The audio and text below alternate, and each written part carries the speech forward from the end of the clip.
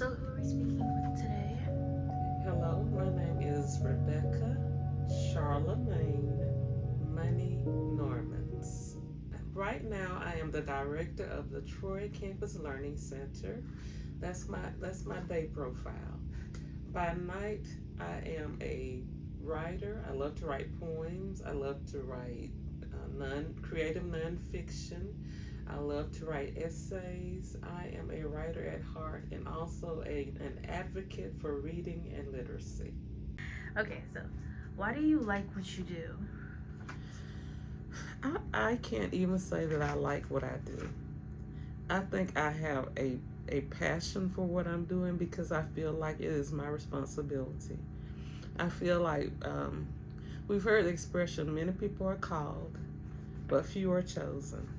I feel like all of us are called to do some things, whether we like to do them or not. But when you are in agreement, when you say, okay, I will at least try it, then God can choose you and put you in that position. So I feel like I'm answering a call as well as engaging in what God has proposed for me to do, commissioned for me to do. And I feel like in this position I have influence. Like whatever positions we're working in life, we have influence. We can have good influence, bad influence. We can show people great ways of engaging even with one another, or great ways of engaging with the tasks that we're assigned to do, or we can be poor examples. Hopefully, I'm being a good example and doing what I'm called to do. And again, I feel like what I'm called to do is really to encourage people to embrace learning, embrace literacy, read it for yourself. Don't just listen to what other people tell you and give you that interpretation. Study. And I use the term a lot here in the center. I use the term philomath. I've even used it in the name of an event that we hosted before. I want everybody to develop a love of learning that comes through studying. And I keep going back to my landmark. My landmark is my upbringing as a believer in Christ. We are to study to show ourselves approved. So I really want people to get used to studying, learning things for themselves, and that involves reading. And then focusing on remembering what you read and learning how to apply that knowledge. So what impact does that have on your life and other people around you? Okay. So the impact that it has on my life is that if you want to tell people to do something, don't be a hypocrite. Do what you are hopefully influencing other people to do. If I tell other people you need to read, then I need to be a reader. If I'm telling other people you need to learn to love learning, then I need to love it myself. And hopefully I'm spreading that spirit outward. It's not just staying inward in me, that I'm reading and then not sharing anything that I've read, or learning and not sharing anything I've learned. Like, to me, that would be a vain endeavor. So hopefully I'm influencing other people to read, to learn, to embrace learning, studying, and engaging in it on the regular. Okay. Yeah. What major life experiences shifted your perspective? Okay.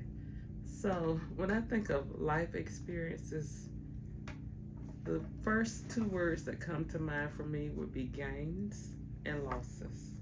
Okay.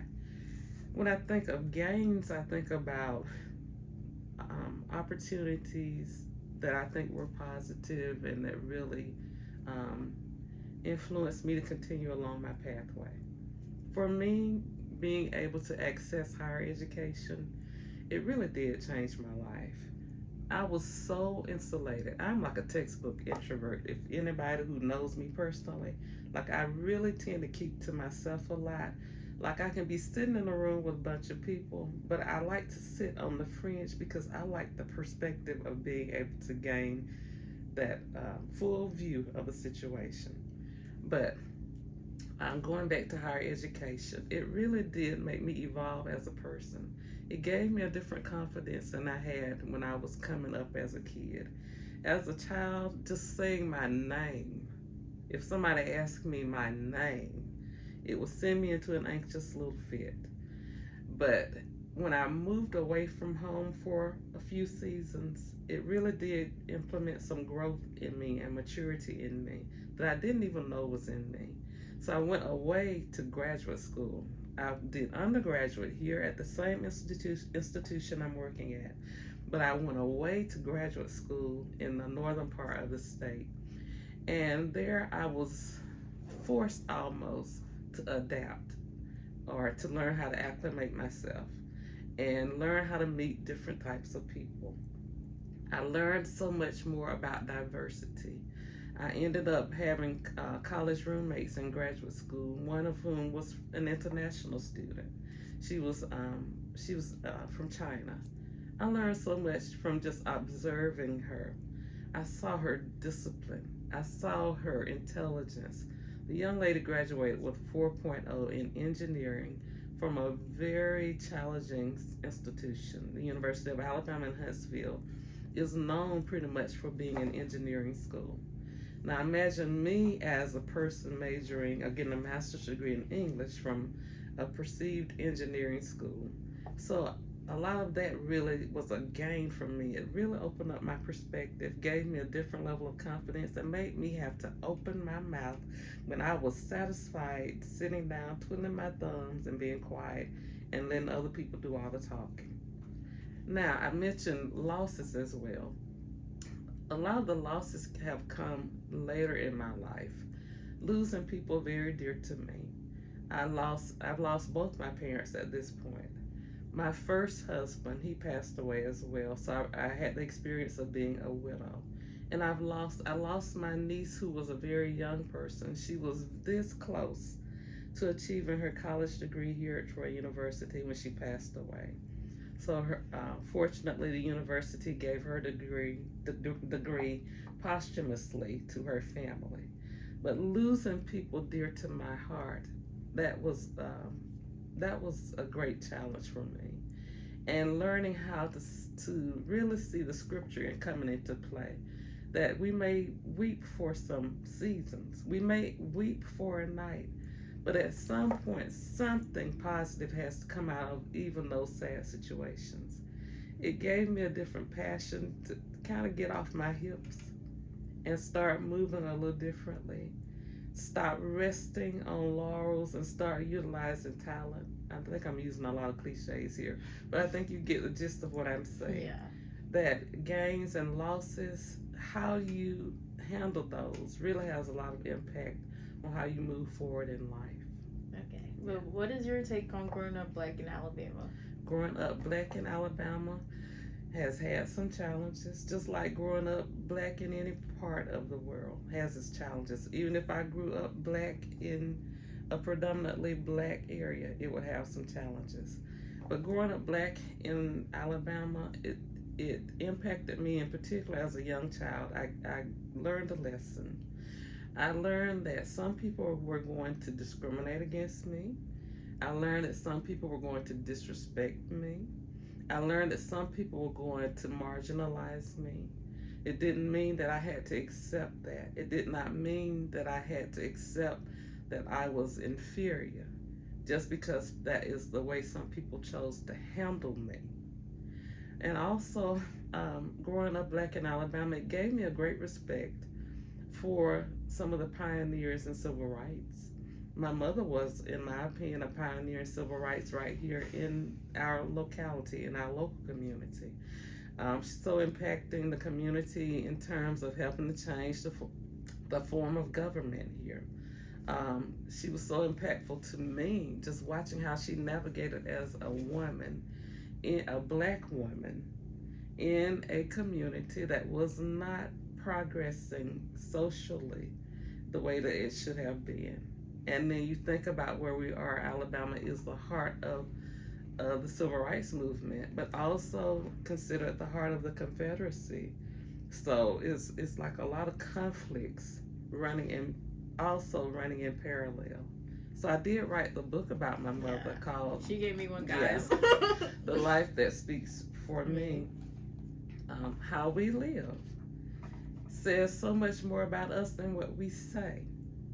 And I named it that because my mother, I remember her standing at the sink. She was always singing. this song, May the Life I Lead Speak for Me. So I kind of shifted a little bit because I don't want to plagiarize. But the title was inspired somewhat about that song. But the lyric of that song basically is when I'm resting in my grave and there's nothing left to be said, may the life that I lead speak for me. And my mother led a to me, very impactful, influential life. I credit her with being the person I am today, along with God who made me. So God made me, He created me. My mom produced in me some certain elements that I replicated even out of her example she led, and then gave me some knowledge that hopefully I can share. So that sounded kind of like some Aristotle stuff Yeah. right there, but yes. But I was reading some part of your book because you Okay. gave me your book a few days ago, Okay. and I read a line and it says, I think you said, as a girl, then I learned early a valuable lesson that change really occurs without some drama and resistance, basically. So what do you mean by that? That change rarely occurs without drama and resistance. People like the status quo. It becomes comfortable to them. People often like things just as they are if they feel comfortable to them. But when people decide that I'm not just the center of the universe, there are other people who are influenced by what's going on around us or the situations around us, they may resist people who are asking or seeking changes. People may resist efforts to diversify. People may resist efforts to show equity among others. People may be very resistant, and it is hard to resist you think about a tide that does not want to change. The tide, I think about the ocean, how big it is. It's hard for us to think as humans that we could shift the way that the tide is roving or moving in the ocean. But we can still step in. We can step into the water and we can at least try. So wait, let me redirect that question a little bit. You said something about equity while answering the question, and I want to say, one thing about diversification, would you think equity or equality is like better? Which one has more? Which one is more just, basically? I think equity is about having some balance. I don't know if we will ever gain true equality because people are so different, and the way people navigate is not going to always be the same. But if equity can be achieved, at least people get an opportunity for the playing field to be leveled, like equitable treatment, equitable consideration. Equality, I don't know so much about that. Maybe I've not seen enough or studied enough to know what that means. But equity, just having access is very important, or at least a chance to compete or a chance to participate. It's very important.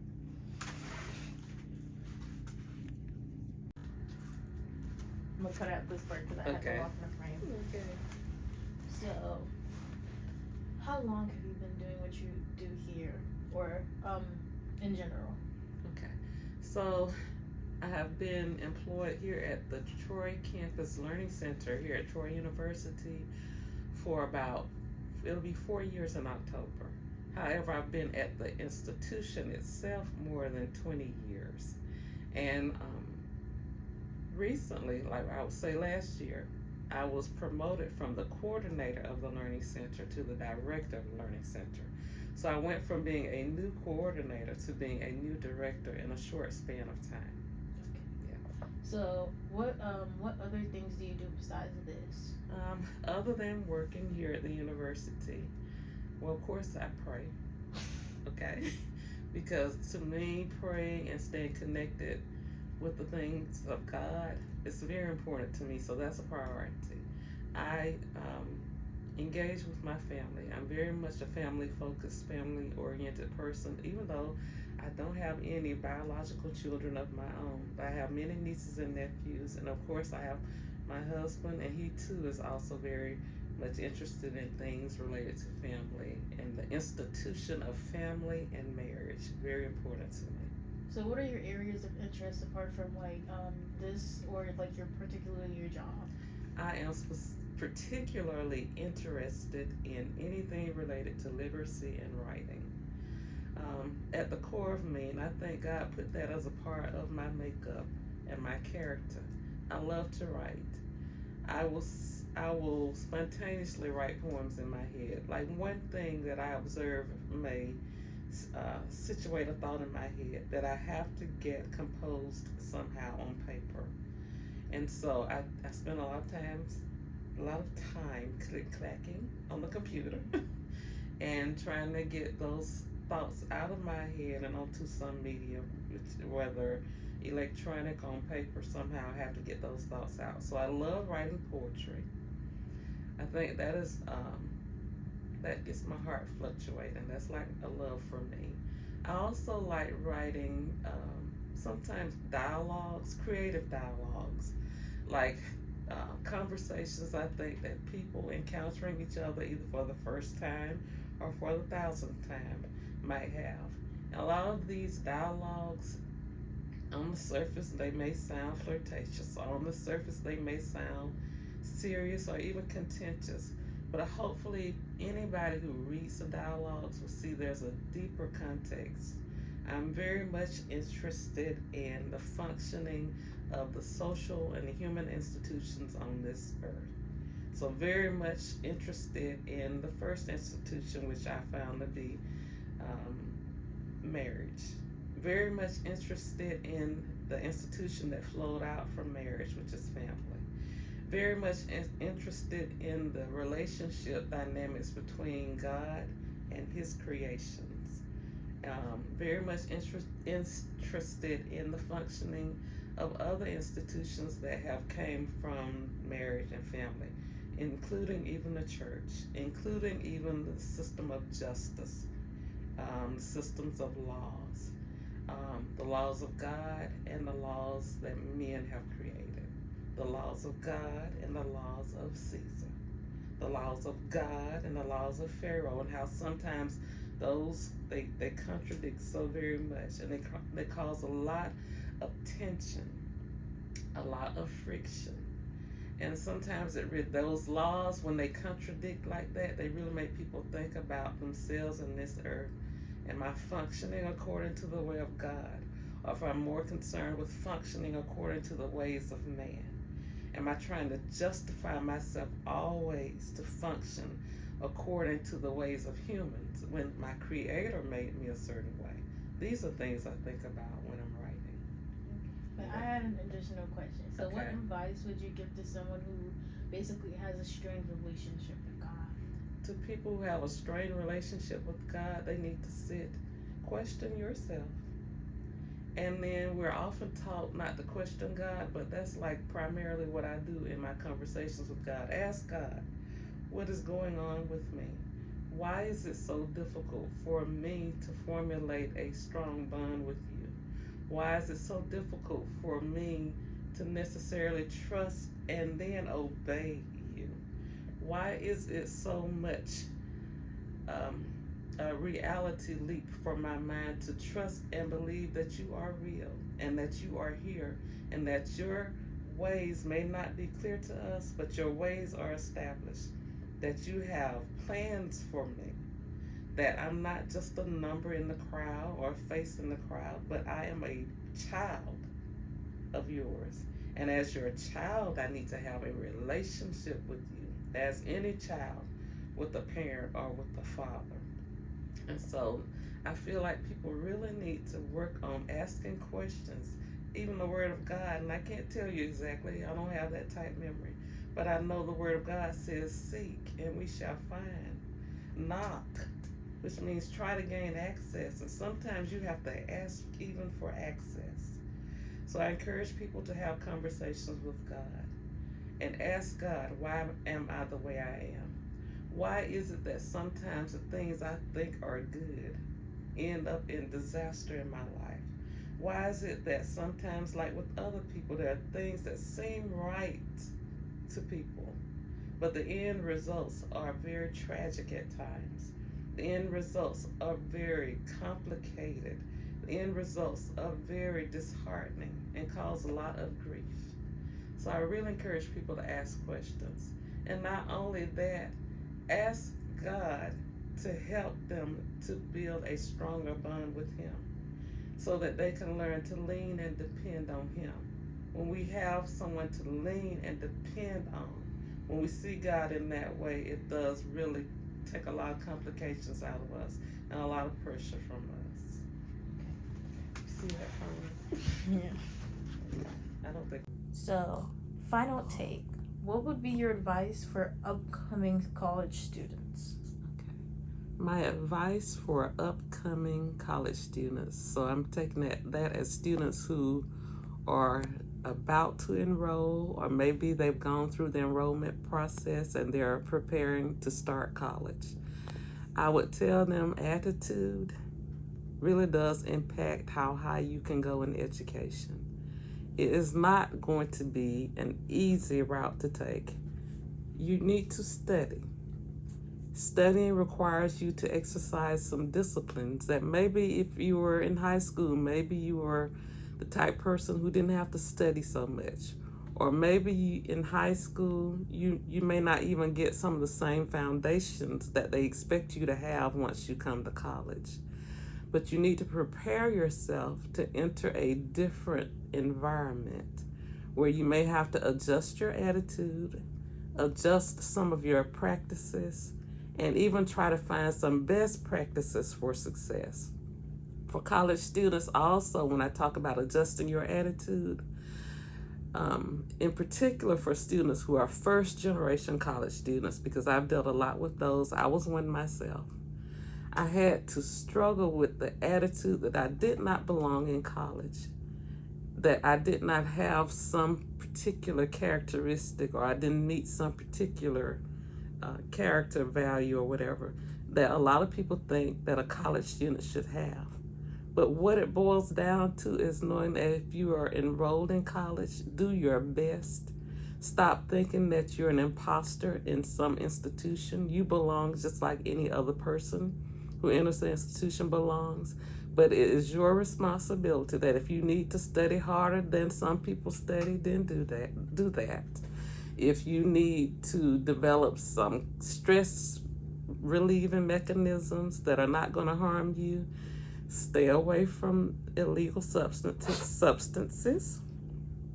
Do not get so involved in the first year party vibe that you forget your focus and purpose.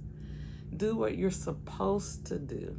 Don't just think that you're here to utilize any funds that may at this time be available, but who knows what tomorrow brings in this environment that we're living in today. Maximize your time, your resources, and focus your energy in a great direction, because it's not just about you getting an education. You may be the one modeling something great in your community. Okay. Bye, Miss Money. Okay. That's the question again? Yeah. Okay. So I think so. What would you say to the youth of today when they are talking about like monetary success? They don't really care about going to college for self-development or self-awareness and stuff like that. They only care about the monetary aspect of what they define as success. I would advise students to not limit their options. I would advise young people today, don't limit your option. So many inroads have been made by people who not necessarily went to college, but opened themselves to learning, opened themselves to the opportunities that can come from learning. I think a lot about, in history, I think about Frederick Douglass. Okay, we love him. We love Frederick Douglass. Frederick Douglass was so determined to learn. He had to be a little tricky. He tricked the boys, the Caucasian boys in the community, he tricked them into teaching him how to read. That shows how important it was for him to grasp learning, because he saw the opportunities that presented themselves. And then he, in turn, because he was so in pursuit of knowledge and learning, Look at what he was able to achieve. Look what he has become in history. He's an icon for me. He's iconic. Iconic. A lot of people think if they're able to just get the money, then that's going to make them iconic. If they can be the big ball and shot callers, that's going to make them become iconic. That's going to make them some moguls. But to whom much is given, much is required. If you're going to get a lot of money, that's fine. But you need to have a lot of responsibility. If you're going to get a lot of money, then you need to also hopefully have an attitude about your community where you're not going to use your money to create issues, but you're going to use your money to help advance your community, help advance the next generation. Okay. Yeah. So, in iconic, in what sense? When I think of iconic, when I think of freedom, or when I think of true emancipation, when I think of opportunities, I think about people who reflect that image to me, because iconic can have a lot to do with the image that comes to mind. Like for some people right now, icons can be people in the rap industry or people in the music industry. Beyonce, I'll give her as an example. For some people, when they think about success in politics, they might think of Barack Obama. Some people may think of our current president. Like whoever they think has had so much influence, they become images or iconic images in the minds of the people. And so for me, somebody who really showed a great appreciation for education and intellectual advancement, that's Frederick Douglass for me. There are others that I can think of as well. W.B. Du Bois, he would be one. Some people think, when they think about people who have made advances in science or in STEM areas, they might think of Einstein and that photograph they even have of the hair flying everywhere. So we have different icons. For me in writing, I would think a lot about Frederick Douglass because he was an excellent writer. But I also think about Maya Angelou. I think about Toni Morrison's. Those are the iconic images that flash up to me. Walt Whitman. I love Walt Whitman. He was an American writer. So we get images of people that really have made that impact. And when I think about the great emancipator, when I think about the great one, the great physician, when I think about the great counselor, I know where you're when going. I think about the Prince of Peace, you know the icon that comes. Yeah. And it's not the image necessarily of what we saw publicized in the mass market, because to me that's not what Jesus looked like. Yeah. What I think about is the image of Jesus, his words, and how they were like the two-edged sword. Either way they swang. So I see a sword as an iconic image. The way those words swang left or right, but they were always true. Okay. Yeah. So what is your take on Alabama's literacy rate as of now? I think in terms of Alabama literacy rate, I can think that our literacy rate is not so low in comparison with other states, but the literacy proficiency rate is very low. And in particular in the children, I think a lot about children, the lack of proficiency in children's reading. They're not reading at or above their grade level, which is sad to me. So I think that is reflective also of a lot maybe of their parents or the adults in Alabama. They may be able to read functionally illiterate or whatever. You told me about that when I first came in. I was like, I've never heard of that before. Or functionally literate, just enough to handle little day-to-day things. But think about the broader context of literacy, what it can do if you are empowered with literacy. If you are empowered with literacy, you can write policy. If you're empowered with literacy, you can read and understand policies better than a person who is not even proficient or functioning at a low level or low rate of literacy.